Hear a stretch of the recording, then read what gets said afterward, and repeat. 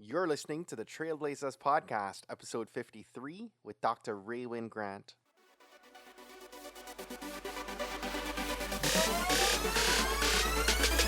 You're listening to the Trailblazers podcast, where we will explore the stories of successful Black professionals.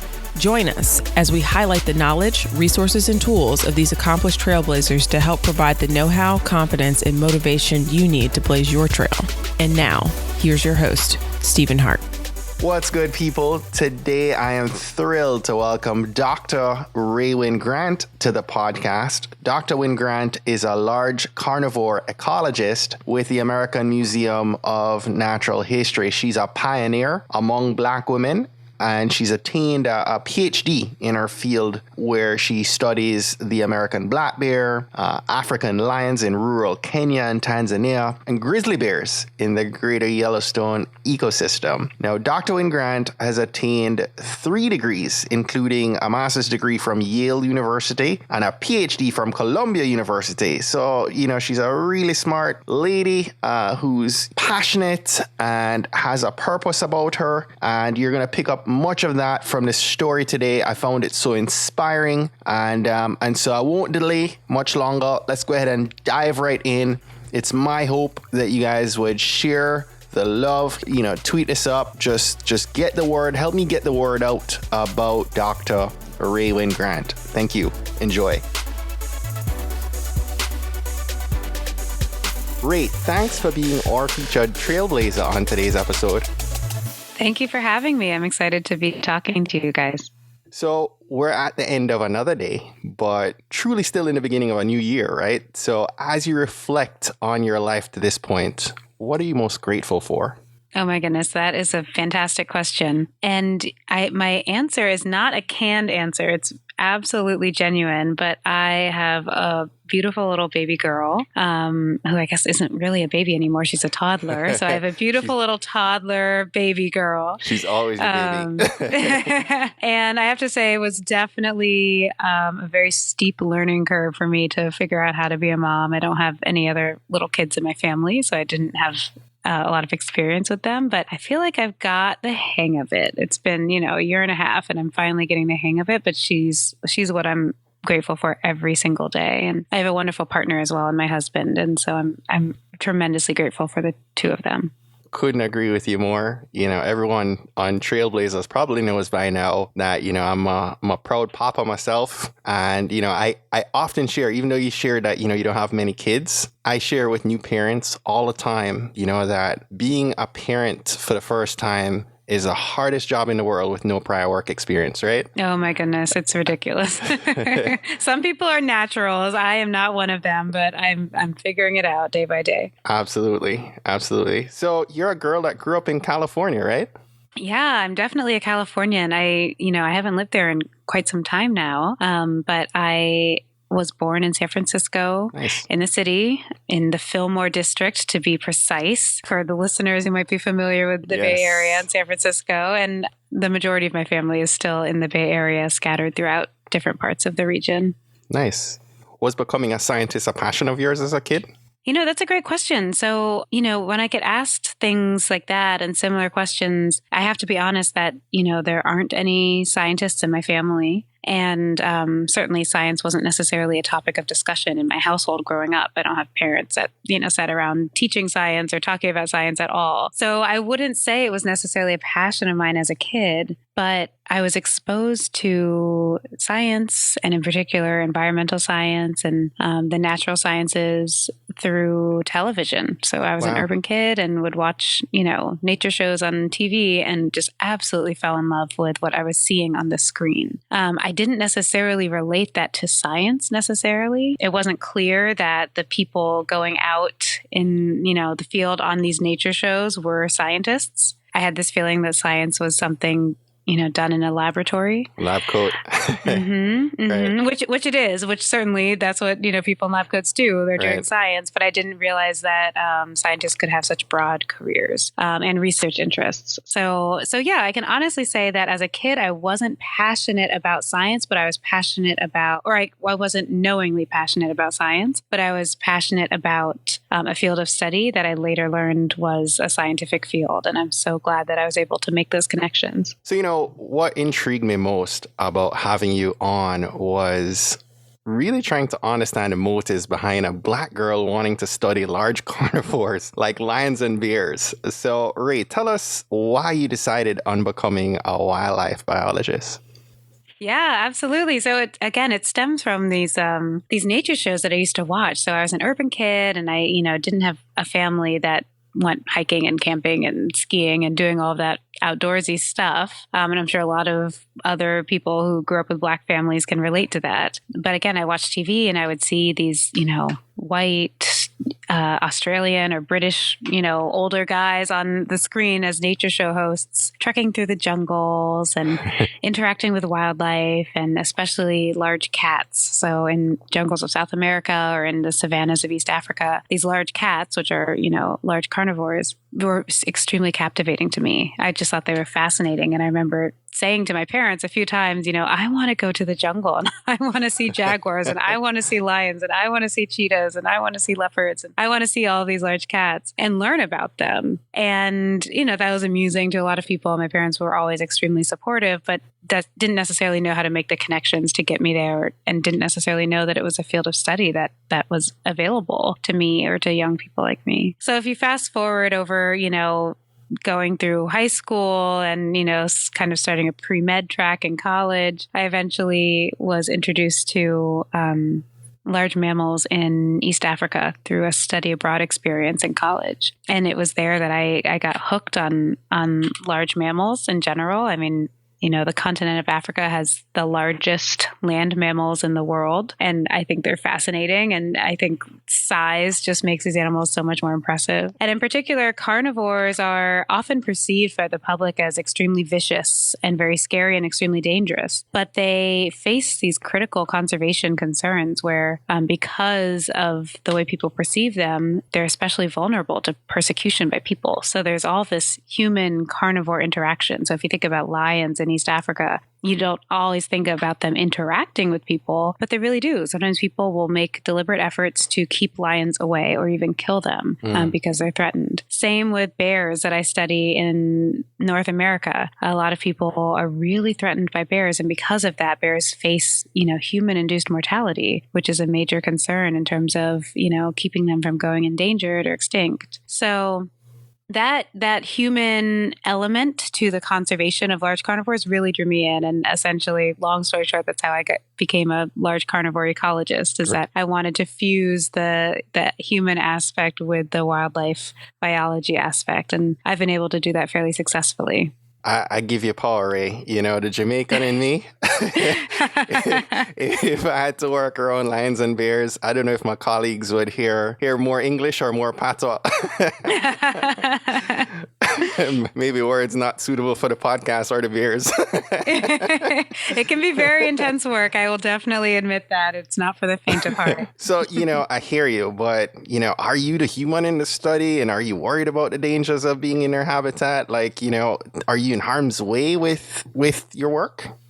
It's so funny when I talk about the field work that I do, being very hands-on with animals. That's usually the question that I get when I'm talking to non-scientists. Right. They say, like, aren't you terrified, and aren't you in danger, and isn't this scary stuff? And I can't say that I'm not in danger. I mean, wild animals are wild animals, and so they can be unpredictable, and you really have to be respectful of of the animals and of the ecosystems that you're working in. So it's really important. At the same time, I will offer two things. One is that, I'm always well prepared, and I have a good understanding of how to keep myself safe. So, for example, there are specific measures that you take around bears, for example, that will keep you relatively safe in case you encounter a bear and you're, in close proximity and and caught off guard. And, I can go into detail, but essentially, if you're caught off guard with a black bear, you need to make yourself look really large. You need to,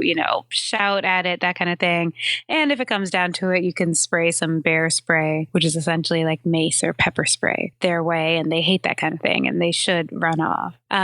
Luckily for me, most of the work I do with large carnivores, bears and lions, involves trapping them and sometimes tranquilizing them just for a short time so I can take some samples from them. So we set very large and very humane bear traps. We lure them in with some bait, some yummy, yummy food, peanut butter and marshmallows and those kinds of things.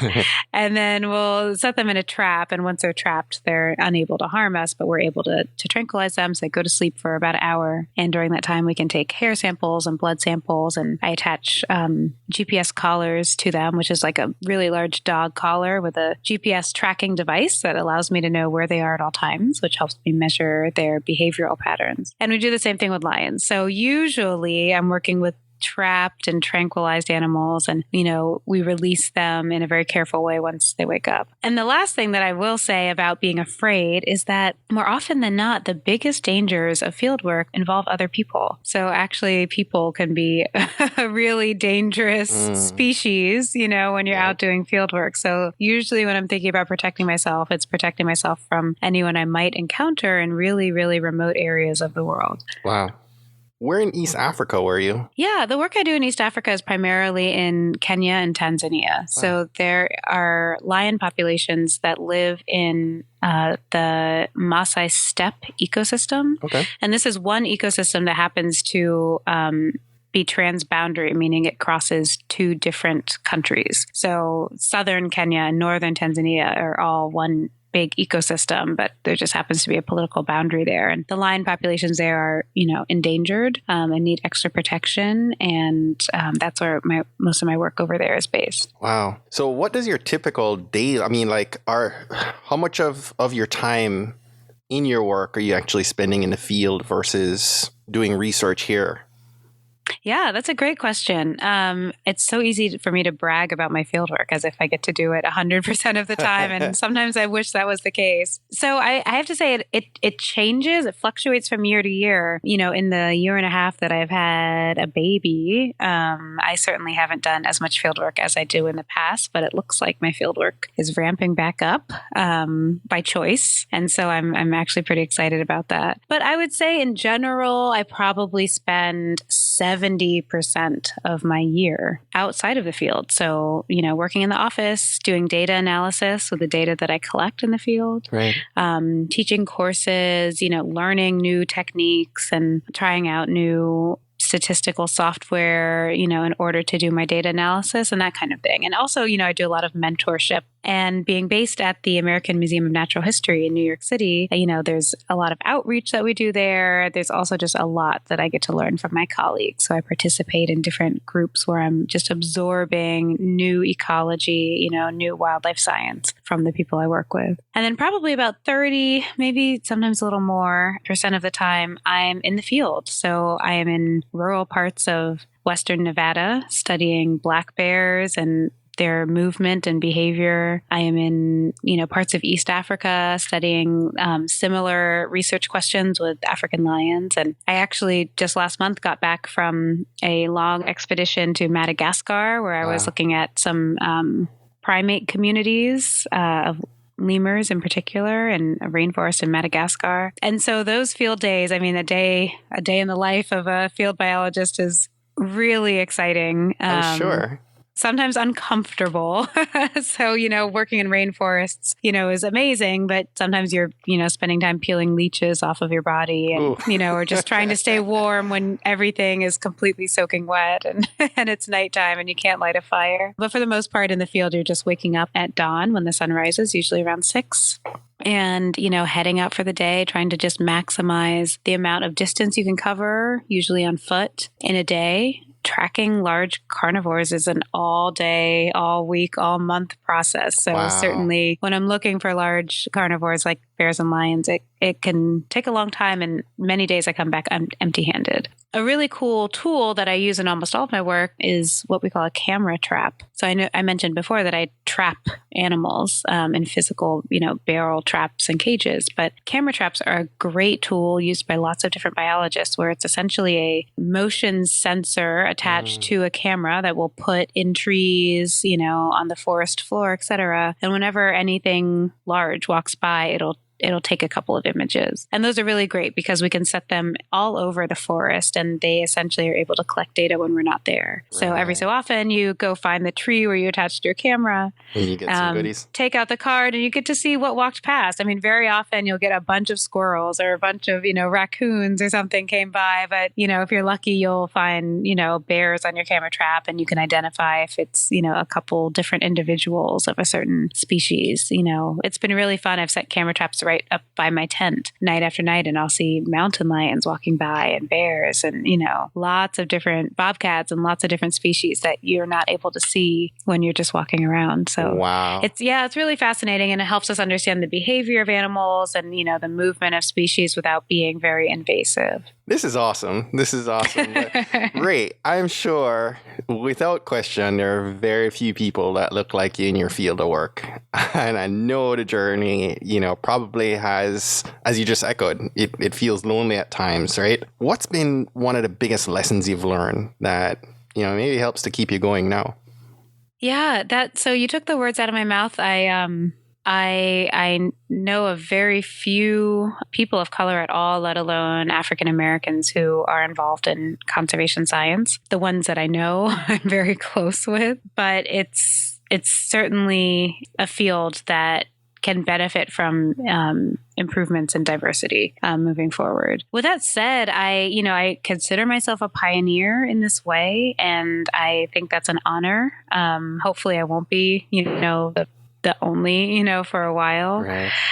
But I often spend time reflecting on African American history. And so, to be clear, my family has been in the United States for many, many generations, as far back as we're able to trace. And learning and sometimes relearning the history and the distinct plights of Black people in America often is what keeps me going. I sometimes, sit around feeling sorry for myself that I have such an uphill battle with so many issues in science, but I am able to remind myself that so much fighting has been going on for my benefit to even allow me to have the problems of being, one of the few Black women in conservation science, and that my ancestors sacrificed, life and limb for opportunities that they could have never even imagined me having. And it's those lessons and just reminding myself over and over about the people who came before me and the difficulties they faced that allow me to,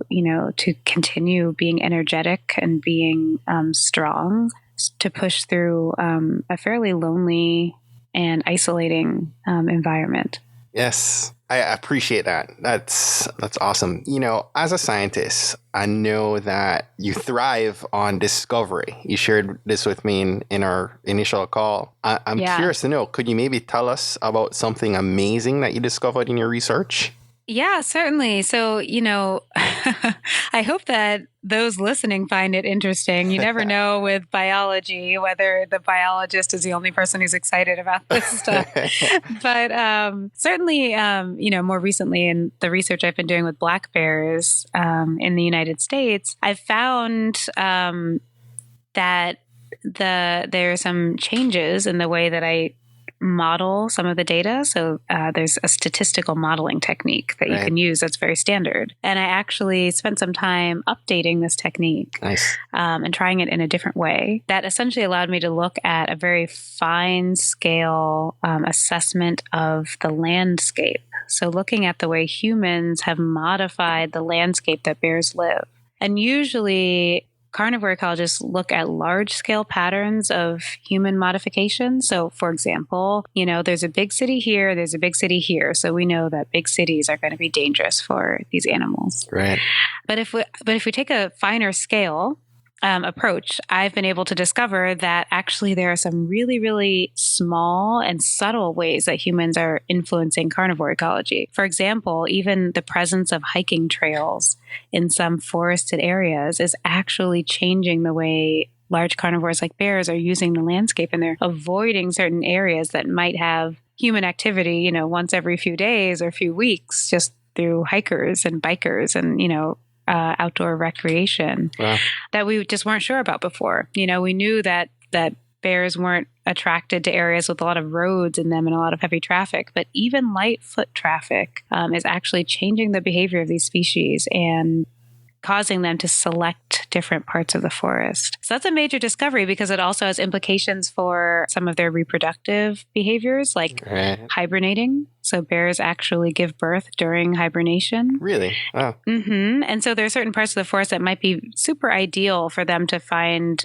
shelter for hibernation and give birth in those areas. But if there's any chance that humans might be nearby, skiing or, snowshoeing around during the wintertime, female bears might not choose those areas and they might choose a less desirable area for them to hibernate and give birth. And that can actually have consequences for the survival of their cubs.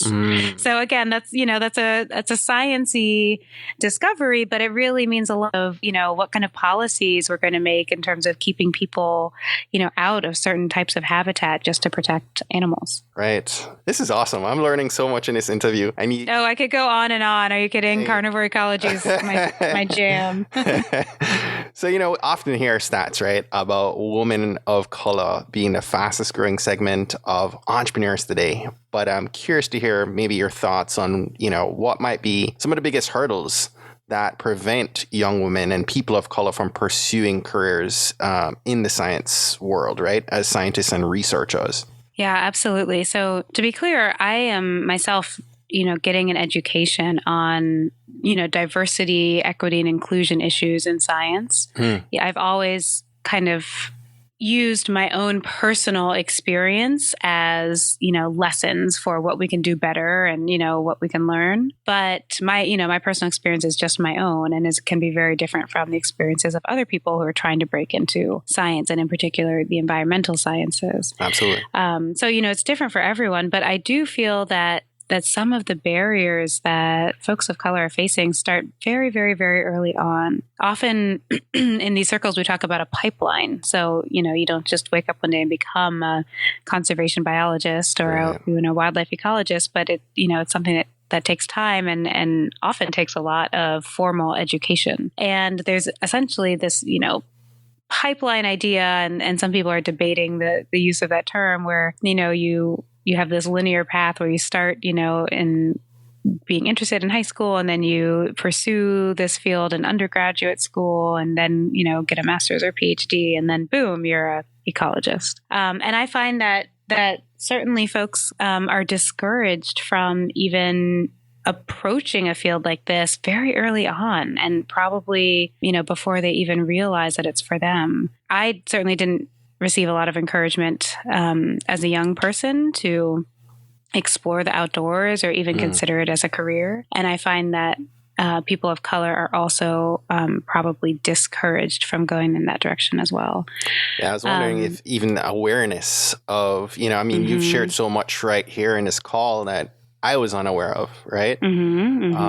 I'm wondering if awareness could be a big issue too, from being at an early age, and especially now too. As I'm talking, I'm wondering if today's youth, who are stuck on their phones, right, and really don't get outside like we did as kids, how much that's going to impact the next generation of scientists.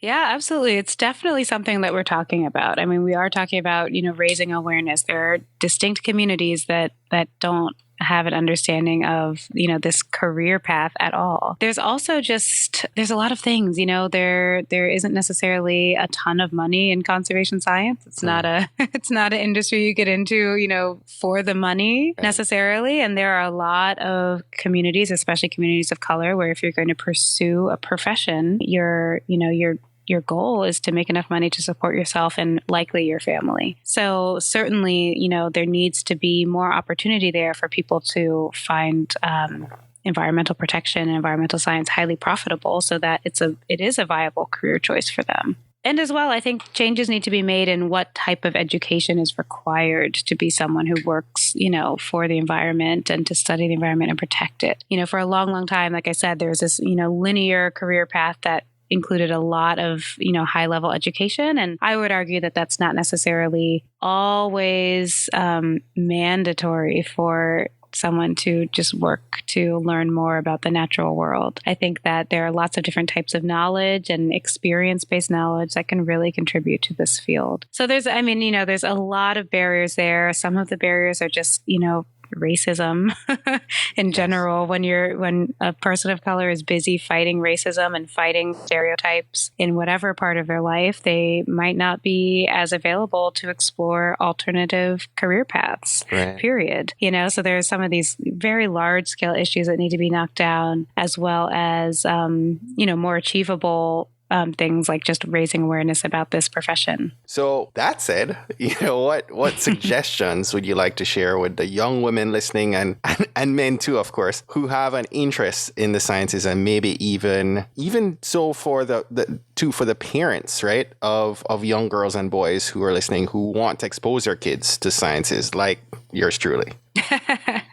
Yeah, full disclosure, you're interested in this. Yeah, so my first piece of advice, and probably my biggest one, is for parents to understand that being a scientist does not necessarily mean working in a laboratory in a white lab coat. Absolutely. It absolutely can, and that is super important. And there's even a way that conservation scientists do lab work. It happens all the time. But the term scientist is an extremely broad term, and there is probably some aspect of science that can appeal to almost anybody. And so that was something that I, learned the hard way. And I think a lot of people end up learning the hard way. A lot of people think, okay, if I'm going to be a biologist, that means I'm going to be a doctor, and I'm going to, study biology at a micro level, what's happening within a body, within, an organ, or with, at the cellular level. And I think it's really important for parents to understand that there's this field of macrobiology where you're studying the organism itself, in its entirety, in its wholeness, and, the animal itself. And then even at a bigger level, ecology. Ecology,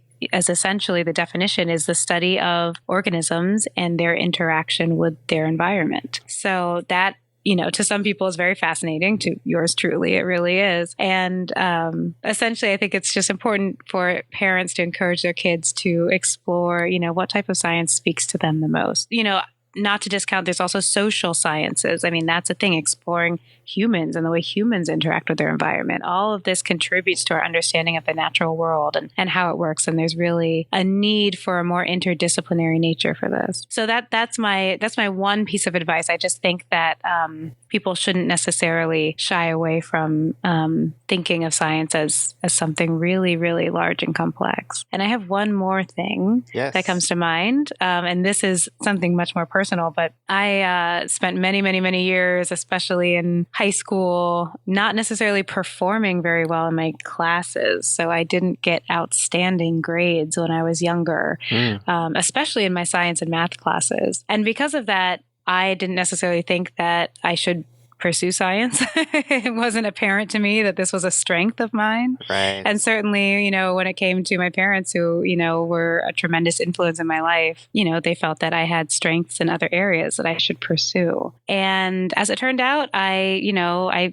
continued, exploring science and getting into it more and more. And I always had a passion for it, even if it wasn't the class that gave me straight A's. I mean, through college, through grad school, I wasn't a straight A student when it came to the sciences and math. But I tried really hard, and I really, really, really liked it. And eventually I got to a level where I found that, outside of the classroom, my critical thinking skills and my performance and my ability to just gain experience, in the hands-on aspect of science was really what made me a better scientist and what drove me further and what got me the recommendations and the opportunities and eventually the jobs. But I think there's a lesson there. And the lesson is that, just because you're not necessarily the absolute top of your class in something doesn't mean that career path isn't for you. If that had been the case, I would have never ended up being a scientist. I probably would have ended up in music or something, which could have been great. But I'm really, really happy that I kept going despite, the evidence that maybe I wasn't made for this career.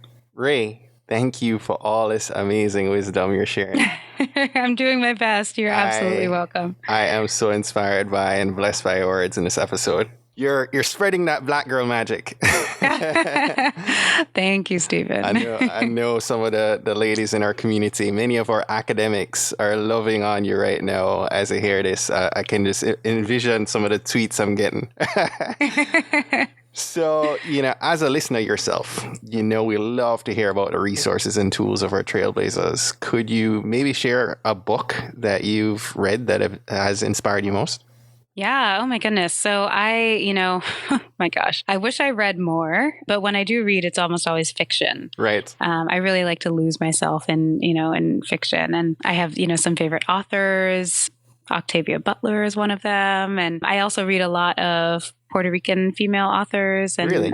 Indian women authors are some of my favorites. And my favorite book right now is called The God of Small Things. And the author's last name is Roy, R-O-Y. And it's a wonderful, beautifully, beautifully written story of two siblings, a brother and a sister. And I have to say it inspires me just because it's about the love that they have for each other. And right. I'm fortunate enough to have a younger brother who I'm extremely close with. And he and I have very different lives and live in very different places, but we love each other so much and are so, so, so supportive. And it's great to read a book, even a fiction novel, that just reinforces the importance of family, and especially of those sibling relationships, because I know I couldn't live without my brother, and he actually is an inspiration to me all the time. Nice. That's awesome. Rae, what's something small you've done this month that you're proud of? Something a little bit superficial that I've done this month is I have been tweeting more. Nice. So I've found that it's important to, share information and to share accomplishments, and at least especially the work I'm doing to promote diversity in science. And Twitter is a really great way to connect with other people and to show them what's going on. So it's a tiny, fairly superficial thing, but I have spent the last about 2 weeks using my Twitter account, and I really haven't done that in years. Good. So this is good practice. As a trailblazer, yes. You're going to get a lot of practice tweeting.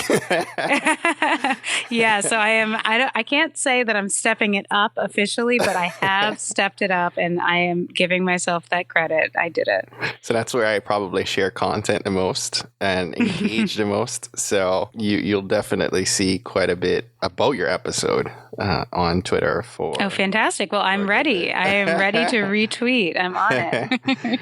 So I always like to ask, for our trailblazers to share an app, software, or tool that you use every day and you can't live without it. Yeah. Okay. Certainly. So I'm a New Yorker, and I have a pretty short commute actually from home, uptown in Harlem to the Upper West Side where the Natural History Museum is. And during that commute, I'm usually tempted to check my email on my phone or, listen to music or something like that, which is all fine. But I've also found it really helpful to open an app, and my app is called Day One, and it's a journal. Actually, it's an app that essentially allows you to submit short or long journal entries with lots of different additions to it. So you can add media, or you can, record your journal entry using, a voice memo feature. And it really helps me because journaling is something that I find extremely important and dear to me. When I go back and look at journal entries I wrote as a kid, it's really, really helpful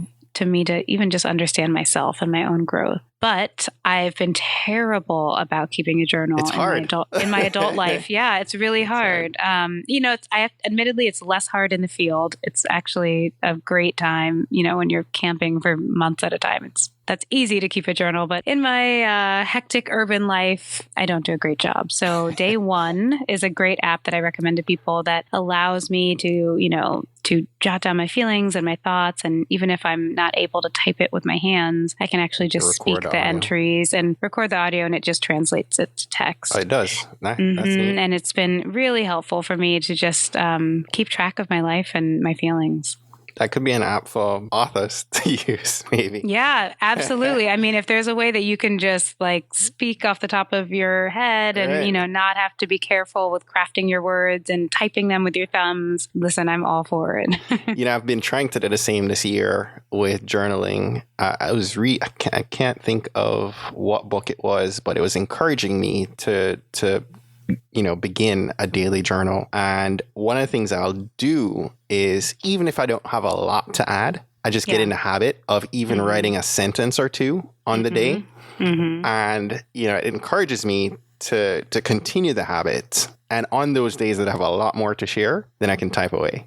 But yeah, it's a difficult task to be disciplined about, maintaining. It really is. Sure. And especially, for people who have a hectic professional career, people who have kids or, or whatever it is, there's always kind of an excuse not to, or, maybe you're just, whenever you look at your phone, you want to look at social media or whatever, which is great. But I think I agree with you, Stephen. It's important to take time to check in with yourself and record some of those profound thoughts you might be having that are personal to you. And, even if you never go back and look at them, it's essentially a form of therapy or mindfulness or meditation even. Yes. To do that, consistently.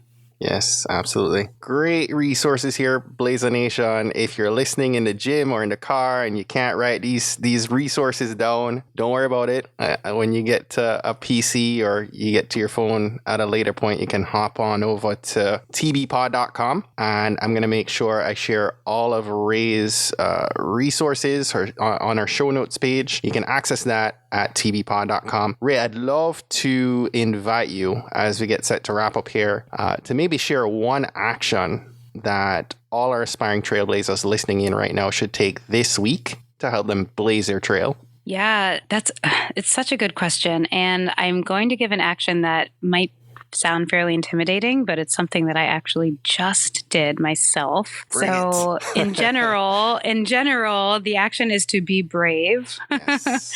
But specifically, what I encourage people to do this week is to find the individual who is at the very top of wherever you are. If you're at an organization or if you're at an academic institution or whatever it is, the president, the CEO, whoever that might be, find that person and get on their schedule. So if that person has no idea who you are, and in the case for me, the president of the place where I work has no idea who I am, I recently emailed her administrative assistant and asked to be put on this person's schedule so that I can come in and introduce myself. Nice. And, you might work at a place with thousands and thousands of employees, or you might work at a place where you interact with the, top individual every day. But I think it's always important to have a relationship with the person who is the most large and in charge. You absolutely never know when that might come in handy. And so it worked for me, when I reached out to the administrative assistant and said,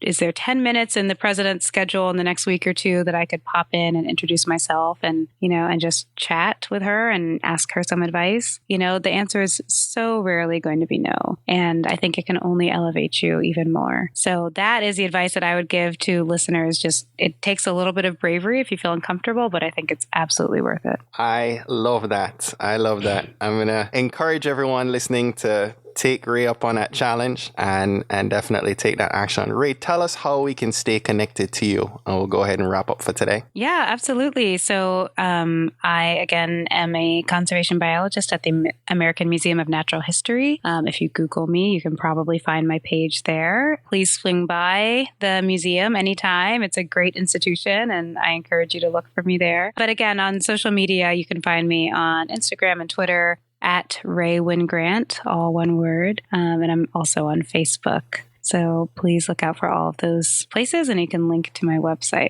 Rae, from the minute we connected, I knew your story would be one I wanted to share. Without question, I feel that your words here in this conversation that we're having will absolutely impact many people listening, and I hope, inspire some of the young girls and boys who have a chance to hear your story to maybe look to biology and look to the environmental sciences, because of the words of Dr. Rae Wynn-Grant. So thank you. We're eternally grateful to you for sharing your message here on the Trailblazers podcast. Well, thank you in return. It's been so wonderful, and I'm a big fan of all of the amazing, amazing people who have been interviewed on this show, and I am just so fortunate to be considered one of the trailblazers here. So thank you so much, Stephen, for putting this together. Well, that's it for today. Thanks again for listening to this episode of the Trailblazers podcast. I'll be posting links to all of today's book recommendations and links mentioned on our show notes page at tbpod.com. If today was your first time listening to the Trailblazers podcast, I just want to extend a warm Trailblazers welcome to you. We're so happy to have you here, and we encourage you to go ahead and hit that subscribe button in your favorite podcast app. Go ahead and browse through some of our past episodes to keep the knowledge flowing. If you're a fan of the podcast and today's content, and you're maybe already subscribed to the podcast, please continue to share and invite your friends, your family, or colleagues to listen to an episode that you think might impact them most. We believe that someone listening to these inspiring stories will be moved to make significant changes that will have generational impact for many others, both now and well into the future. Don't miss next week's episode. New episodes are released each and every Monday by about 5 a.m. Eastern. Trailblazers, jump off this podcast today. Go find a way to rise above, go way beyond, and keep blazing your trail. Cheers.